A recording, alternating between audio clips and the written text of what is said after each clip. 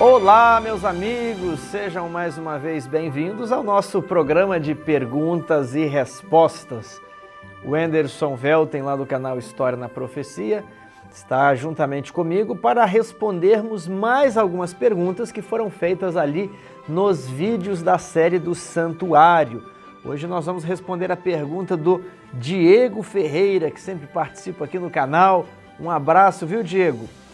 Pergunta: Moisés também é um tipo de Deus e Arão de Jesus, como podemos ver em Êxodo 7. Ele afirma: não poderia Deus, no caso Moisés, ter ungido o SC, que imagino ser santuário celestial, para que quando Jesus ascendesse ao céu, já assumir seu papel sacerdotal, entre parênteses, Arão.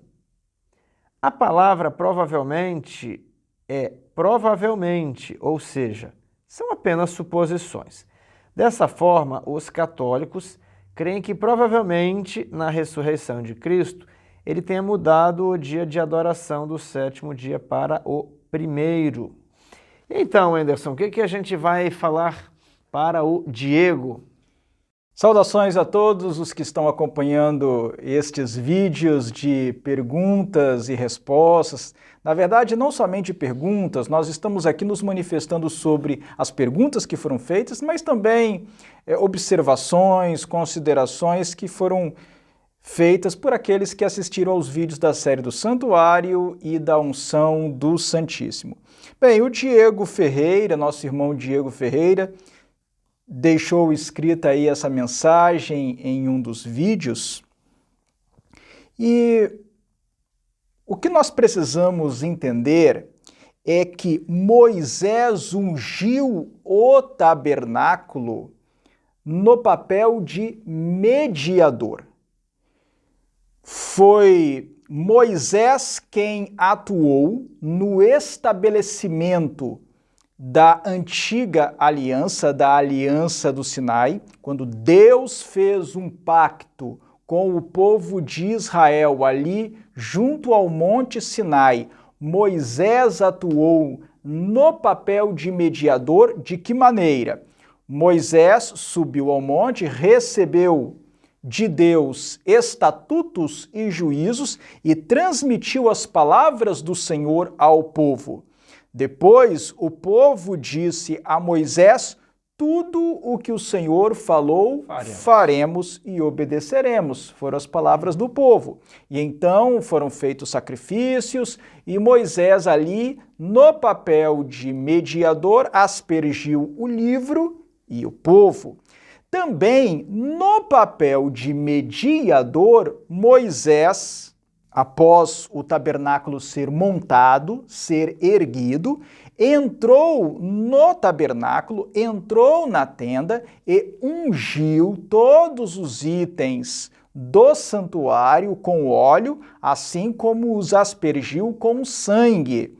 Ali, Moisés atuou no papel de mediador.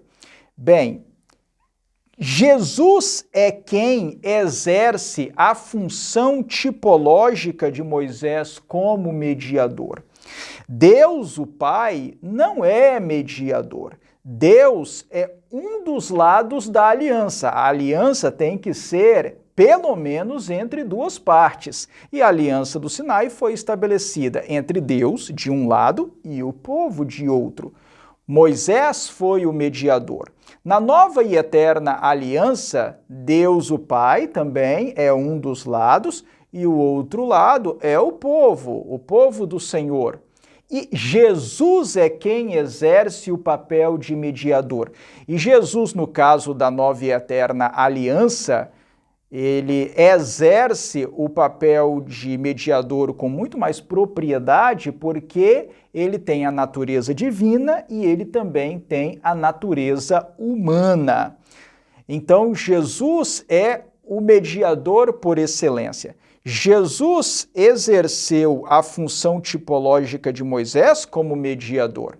Então, da mesma forma que Moisés ungiu o tabernáculo para que o tabernáculo pudesse funcionar como um local de expiação e de mediação, Jesus, exercendo esse papel de Moisés, como ressalta a carta aos Hebreus. Se nós lermos ali a carta aos Hebreus, em especial o capítulo 3 de Hebreus, que nós já lemos na série do Santuário, do verso 1 ao verso 6, nós veremos que o autor de Hebreus compara Jesus com Moisés, porque Moisés é um tipo de Jesus. Então, Jesus, na função de Moisés como mediador, é ele quem devia ungir o santuário celestial para que o santuário celestial, como centro de mediação, intercessão e expiação, pudesse entrar em funcionamento. Ainda respondendo ao nosso irmão Diego, eu quero fazer aqui um esclarecimento muito importante. Porque ele diz na sua pergunta e nas suas considerações, ele diz assim: a palavra provavelmente é provavelmente, ou seja, são apenas suposições. Aqui, querido irmão Diego, houve uma má compreensão do que nós pretendemos dizer. Eu tentei ser bem enfático e bem claro, mas creio que não fui bem sucedido, então vou tentar esclarecer aqui o que tentei dizer ali no vídeo de número 6 de maneira mais clara. Você colocou o provável no aspecto cronológico. Exatamente. O provável é quanto à data e não quanto ao personagem. Nós não temos dúvida, nós aqui não temos dúvida, de que o santuário celestial tinha que ser ungido nos termos bíblicos, nós não temos dúvida de que Jesus teria que ungir o santuário, nem temos dúvida de que Jesus teria que entrar no santo dos santos do santuário celestial para ungir o santuário. Para nós, e poderemos falar mais disso depois aqui nas perguntas e respostas, conforme outras perguntas ou observações estiverem para serem comentadas ou forem comentadas, nós poderemos falar mais sobre o assunto, mas nós não temos dúvida de que o santuário celestial teria que ser ungido, de que Jesus teria que entrar no Santo dos Santos para esse propósito, nem temos dúvida de que isso está solidamente ensinado nas Escrituras, de que há base bíblica, escriturística para essa afirmação. O provavelmente, a palavra provavelmente que nós usamos foi apenas quanto ao momento específico em que Jesus teria feito essa unção do santuário. Poderia ter sido na ascensão definitiva de Jesus ao céu, como creio que muitos são levados a pensar. Mas, por razões que nós explicamos na série do santuário, achamos que existe uma grande probabilidade, embora eu não possa afirmar com certeza, mas existe uma grande probabilidade de que a unção do santuário por Jesus, a unção do santuário celestial por Jesus, quando Jesus entra no Santo dos Santos para ungir o santuário, tenha acontecido na ascensão de Jesus no primeiro dia da semana. Quando Jesus ressuscita, ele sobe aos céus. Provavelmente foi ali que Jesus ungiu o Santo dos Santos do santuário celestial.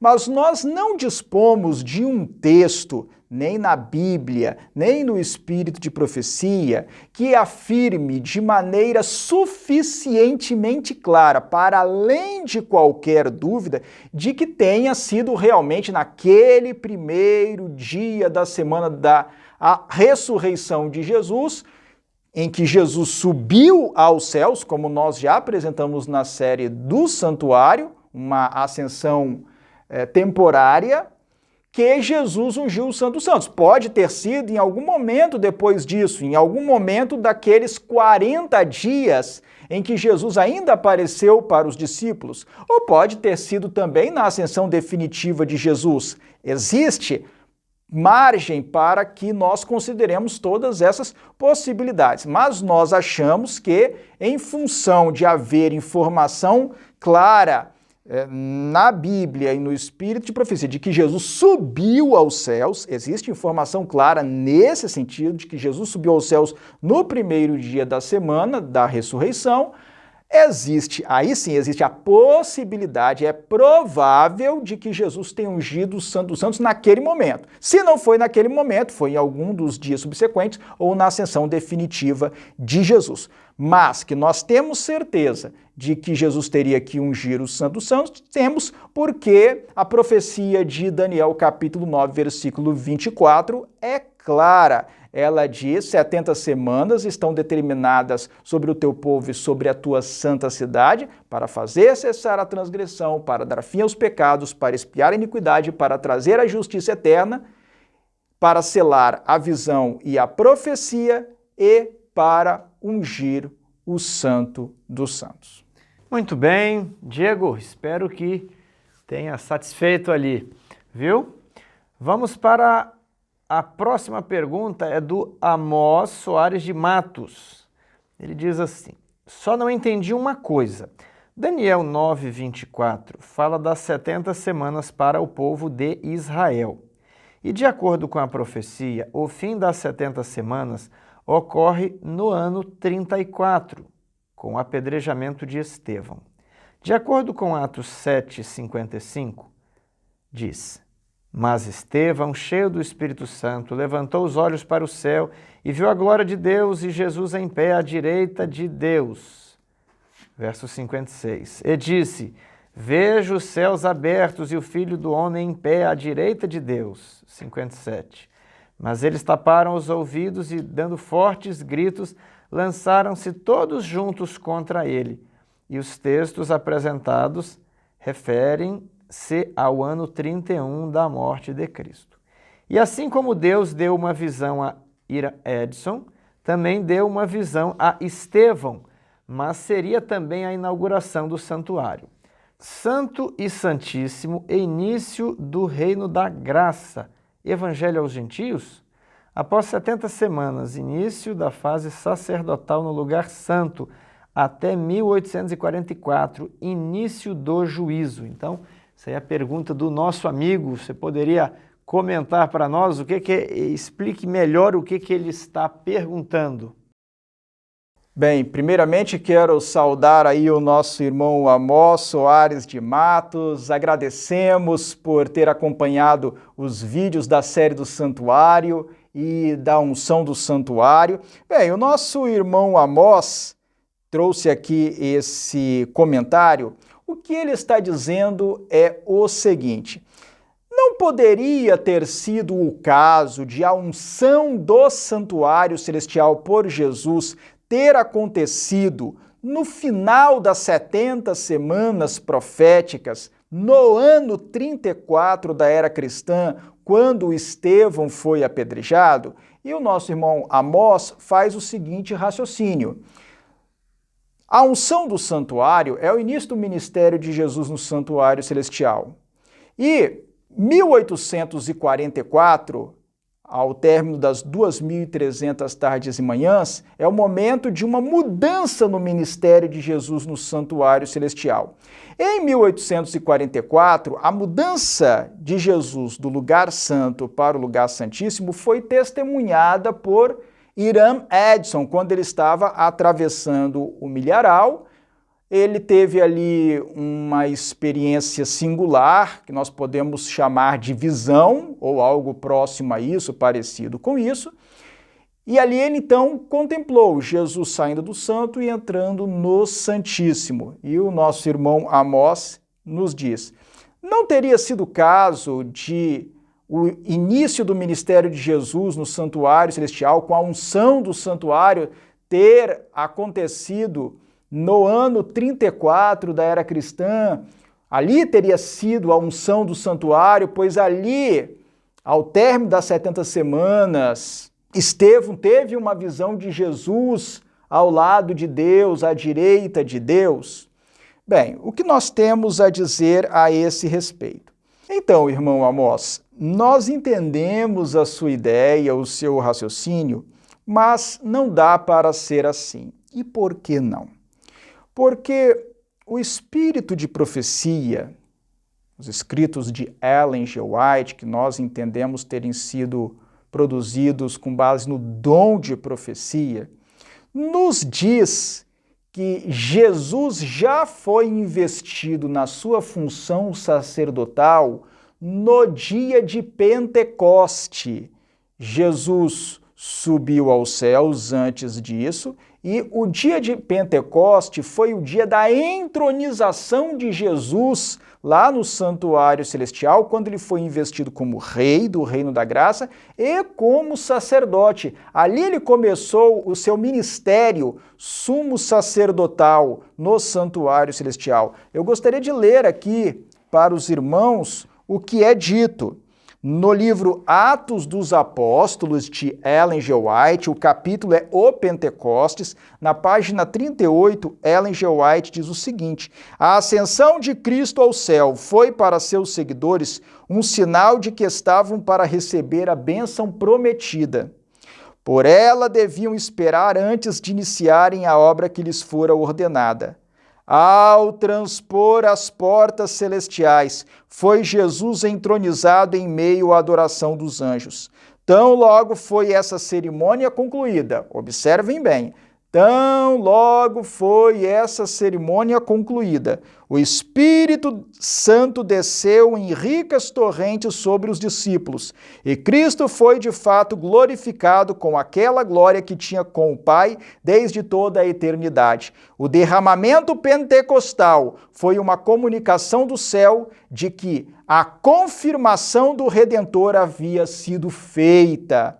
De conformidade com sua promessa, Jesus enviou do céu o Espírito Santo sobre seus seguidores, em sinal de que ele, como sacerdote e rei, recebera todo o poder no céu e na terra, tornando-se ungido sobre seu povo.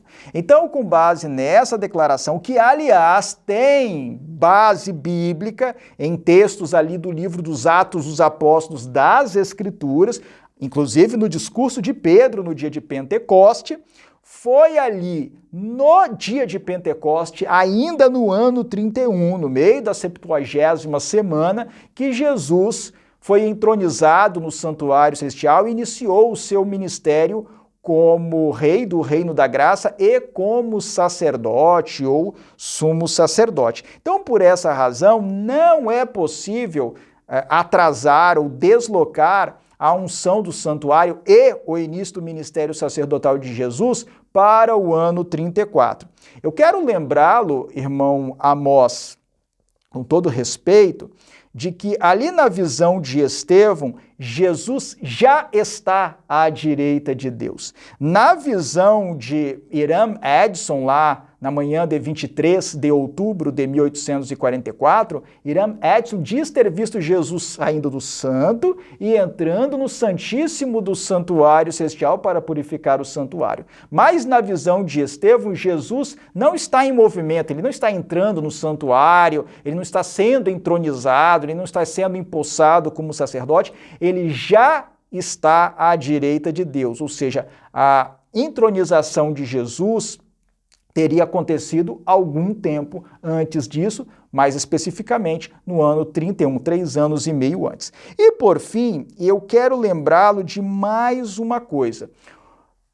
É verdade que em Daniel capítulo 9, versículo 24, é dito: 70 semanas estão determinadas sobre o teu povo e sobre a tua santa cidade, e aí são mencionados vários eventos importantes, e por fim é dito: e para ungir o santo dos santos.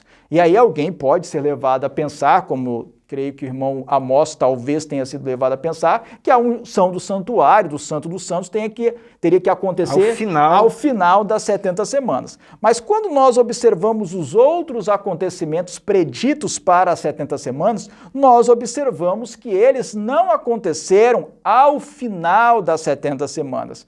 Por exemplo, o texto diz: e para expiar a iniquidade. A expiação da iniquidade aconteceu por ocasião da morte de Jesus, do sofrimento vicário e da morte expiatória de Jesus na cruz do Calvário.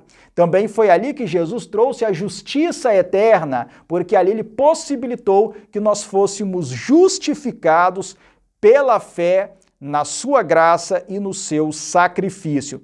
Então, os acontecimentos preditos em Daniel capítulo 9, versículo 24, não teriam todos eles que ocorrer ao término das 70 semanas, mas dentro do período das 70 semanas. Ok? Vamos para a última pergunta deste vídeo. É o Josevaldo Costa, e ele diz assim: Tiago, por favor, você ou algum irmão me ajude com uma dúvida, porque Paulo faz menção do Senhor Jesus como sumo sacerdote, sendo que poderia assumir esta função somente a 1844. Como conciliar estas duas afirmações? O que dá a entender Paulo não faz esta separação. Eu vou pedir para o Anderson responder essa pergunta para nós, já está respondendo todas. Tudo irmão Josevaldo Costa. Anderson, é com você. Então, essa é uma questão muito interessante, talvez alguns se atrapalhem, Tiago, com essa questão, mas ela é fácil de compreender. Eu não sei se o irmão Josevaldo Costa é adventista, talvez seja.